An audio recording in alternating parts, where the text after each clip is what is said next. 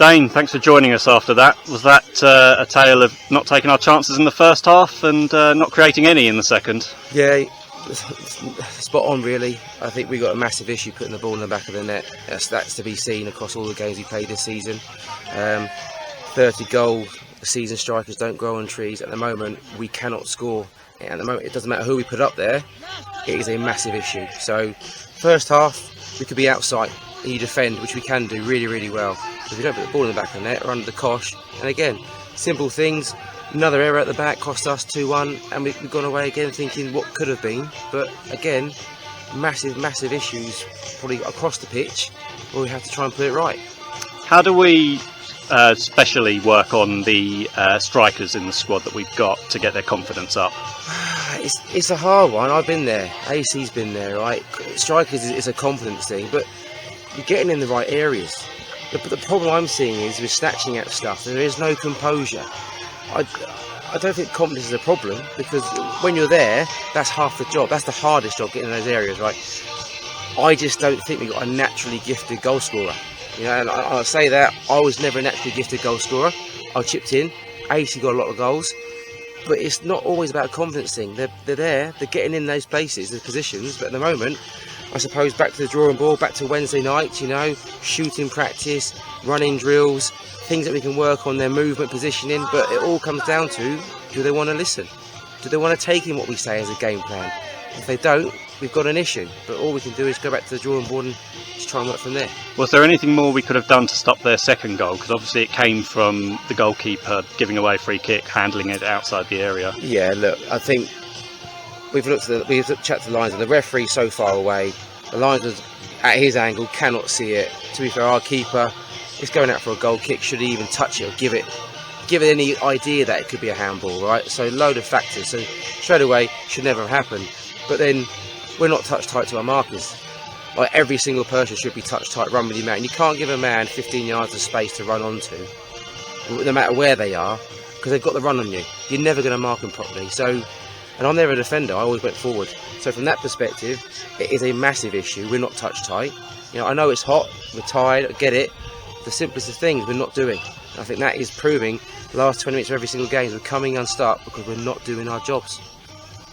Did you see the sort of impact you wanted to see from your substitutes today? Yes and no. It's very, very hard to come into a game that it's sweltering right. It's a very hot game. The pitch is rock hard. I thought, to give him his due, DeAndre did fantastic well when he came on. You know, gutted to lose Theo. He was having a field day down the left all day long. I think DeAndre did well to carry that momentum on. But I don't think we had the impact we wanted from the subs coming on, especially going forward.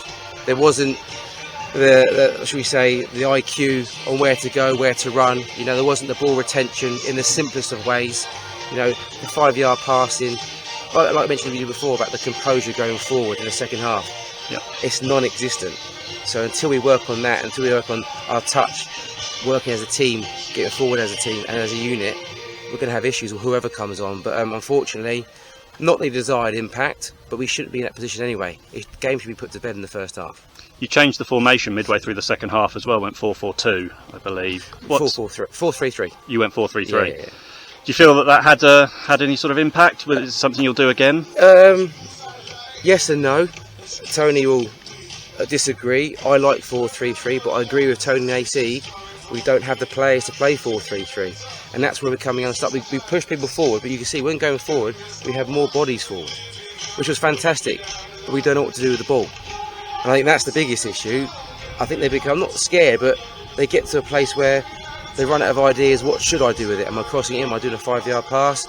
You know, there's a lot to work on. The players know that. You know, Rome wasn't built in a day, but at this level, you should know where you should be going in a positional sense in any formation, especially 4-3-3. You know that you go forward, the two spreads, they're too far apart from each other. So, again, not the desired effect. I like it, but again, we haven't got the personnel, unfortunately. Fair enough. And a quick turnaround before the next game. Tunbridge Wells at home on Tuesday night. Yeah. Help or a hindrance? If I'm a player, it's a help.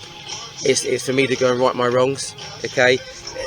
There's a lot of wrongs today, but we did a lot of things right. Like the first half, we could score goals. Put them away in the first half against Tunbridge Wells, have an easy second half. But it's up to the players. AC said it at half time. There's only so much you can do to manage someone through a game. At the end of the day, they're on the pitch. I can't physically do it for them. Yeah. I give them a game plan. If they don't do it, the rest on us. But look, quick turnaround time. If it was me, yeah, I'll be chomping at the bit to get on Tuesday night. Brilliant. Cheers, Dane.